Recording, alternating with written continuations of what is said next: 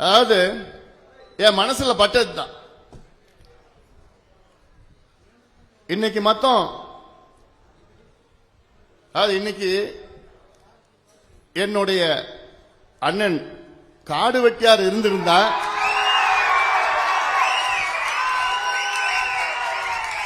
நம்ம கட்சியில இந்த குழப்பம் வந்திருக்காது.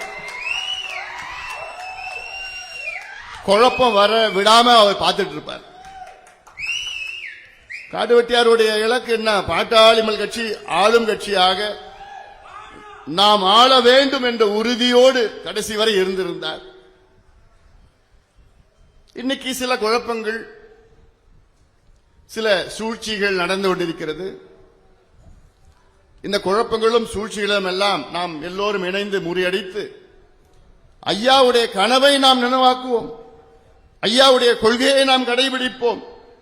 ஐயா எதற்காக பாட்டாளி மக்கள் கட்சி தொடங்கினாரோ அந்த கடமைகளில் நாம் உறுதியாக நாம் நின்று தமிழ்நாட்டிற்கு நல்லது செய்து தமிழ்நாட்டை அடுத்த கட்டத்திற்கு நாம் அழைத்து செல்வோம். இதில் மாற்று கருத்து கிடையாது. கடலூர் மாவட்டம் இது என்னுடைய மாவட்டம்.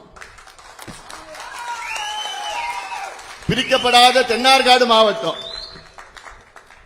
இந்த மாவட்டத்தில் அனைத்து கிராமங்களுக்கும் நான் சென்று கொடியேற்றிருக்கின்றேன். ஒட்டுமொத்த இந்த மாவட்டத்தில் உள்ள 100 விழுக்காடு கிராமத்திற்கு நான் சென்றிருக்கின்றேன், கொடியேற்றிருக்கின்றேன். 20-25 ஆண்டு காலமாக